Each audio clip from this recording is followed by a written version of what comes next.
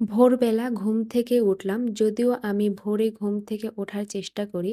অজু করে কুসুম গরম পানি খেয়ে নামাজ কালাম দোয়া দরুদ পড়ে চলে গেলাম সোজা রান্নাঘরে। রাতে খাওয়া হয়েছিল না, তাই প্রচণ্ড ক্ষুধা লাগছে।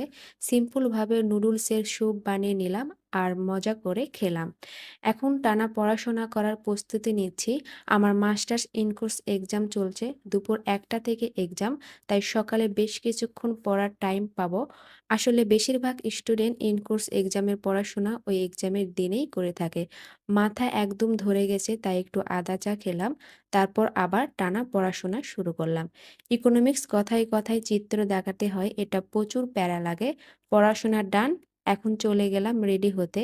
এই সানস্ক্রিনটা আমার অনেক ফেভারেট, আর এই পাউডার, সাথে এই লিপ বামটা। এখন টুপ করে রেডি হয়ে বের হব।